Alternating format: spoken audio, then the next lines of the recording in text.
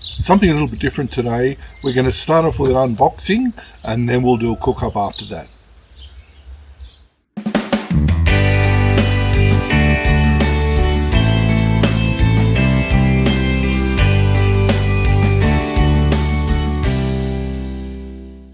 G'day happy campers, Dennis from Caravan Cooking here. For years I've wanted to buy one of these Cobb cookers. Over time they've improved and new models have come out.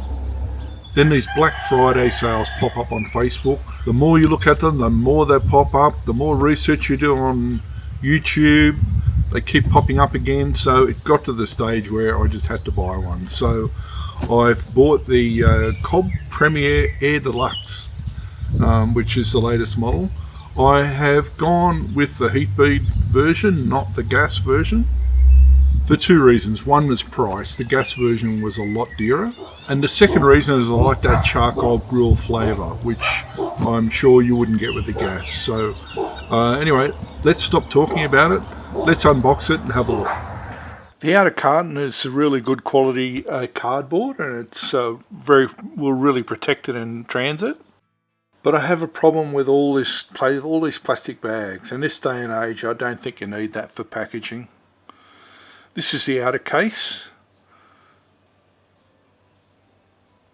And that's quality stainless steel.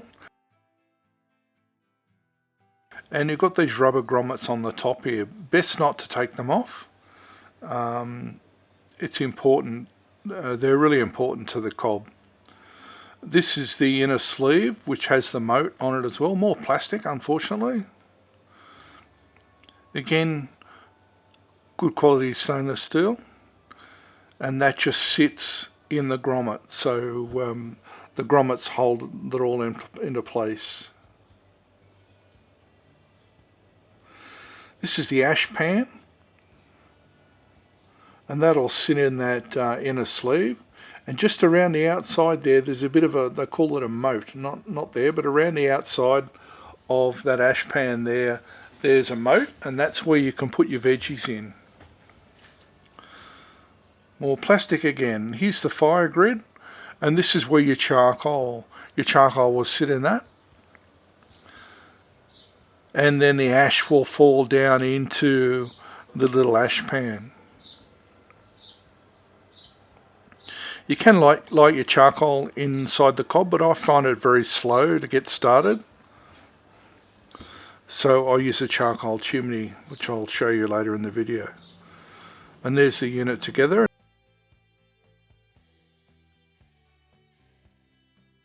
And this is a cast iron griddle. You can cook on it. And the little holes there are for a little holder that you use to take it off. You can see there's a gap around the edge of the griddle, and that's to diffuse the heat. And heat goes up and inside and around this dome cover. The dome cover has adjustable vents,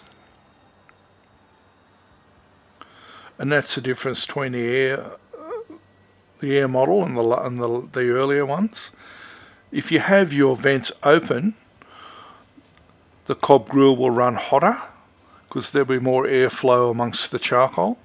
And if you have it the vents closed or smaller, the temperature will go down. This is the little tool that you can use to pick up the hot griddle and move it off the Cobb if you need to.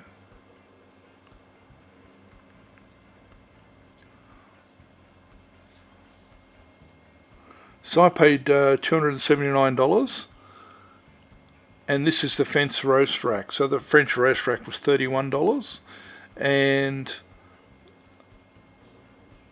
I'll probably use the rack a fair bit.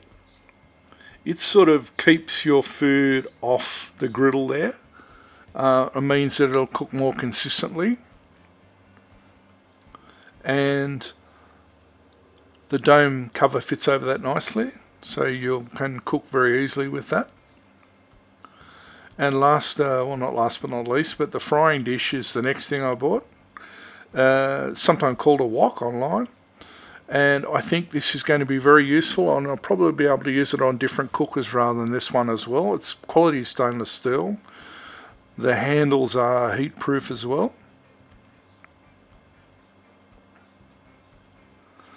And I can do a stew or anything on there, or you cook breakfast on there.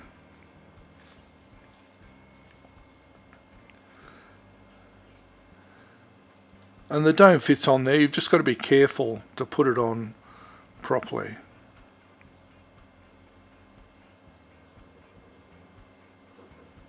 So it fits pretty snugly.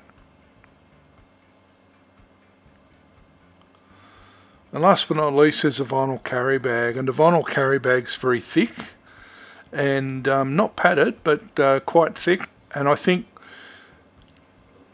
if you're very, very light, rain shower, it will probably protect the cob. I'm not sure it'd do it in heavy rain, but you probably wouldn't leave it out in the rain anyway. But it's just convenient as a carry bag and just keeps everything or most things together when you're in a caravan, or whether you're putting it in the four-wheel drive. Anyway, there you go. Well, there you go. There's the unboxing of the Cobb cooker, and it's in the morning at the moment. I'm expecting to be called out to a bushfire, a wildfire. I'm in the Rural Fire Service, and there's quite a big wildfire not far from us. I'm expecting to be called out this afternoon in one of our trucks. So I won't start the cooking now. It'll either be when I get back this afternoon or tomorrow, but anyway, it'll still be on this video, so stay tuned for the next bit, and we'll do our cook up. Okay, back from 3 days fighting the wildfires, and we're back into the cooking. I paid $279 for the Cobb. Normal price is $349 Australian.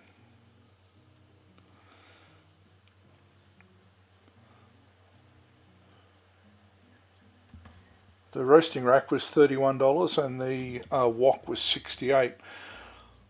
Look, I've decided to start the heat beads off in the heat bead chimney. I just think that's a lot quicker. And we've got those heat beads started. Yep, they're nice and warm. We'll put the griddle plate back on the top, and that's, as I said, a heat diffuser. We want to get indirect heat rather than direct radiant heat onto the roast we're going to cook. And we're using the fenced roast rack. I think I'll be using this nearly every time I cook on it. Just got some vegetable oil spray. Hopefully that'll stop it sticking a little bit, but also make it a lot easier to clean.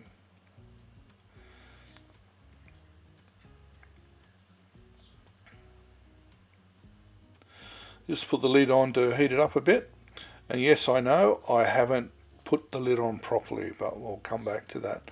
Now I've also got the vents opened at the top, and that will encourage those heat beads to really get the temperature up there. Okay, look, I've got a Tuscan style herb and garlic lamb loin roast here, which I bought from somebody. I know some of the overseas viewers don't really eat lamb, but us Aussies, we love it. But you could do any type of roast. The same process would be used with any roast, whether it's pork or whether it's beef. Right, I've used this little Inkbird Plus thermometer just to give us a bit of an indication of the temperature on the outside of the meat. Obviously it's not going to give you the temperature on the inside. And we'll just flip it over. Probably didn't need to, because you can see it's nicely cooked underneath as well, and that's because of the thermal That's because of the air moving around and heating. So I use this Inkbird digital thermometer to measure the internal temperature of the meat to see whether it's cooked.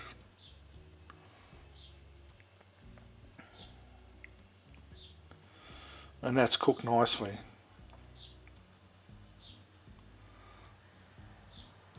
Now it's important with all meat like this that you rest it, so I've covered it with alfoil and I'll rest it for 15 minutes, but I'm pretty happy with the result. Now the beauty of the Cobb is that this case underneath doesn't get hot, so I've been able to pick that up and move it out of the way. Right, the resting process is finished, and I've got my sharp knife that I bought in North Vietnam about a couple of months ago, and just slicing up that beautiful roast.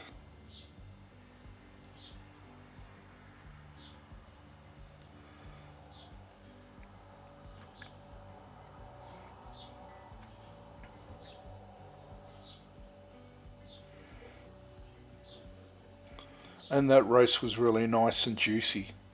So serving it up with some greens and good old mashed potato.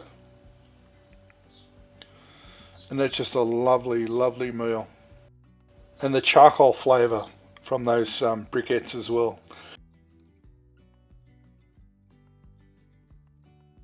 So this is Dennis from Caravan Cooking. Thanks for watching. I really appreciate it. Hooroo.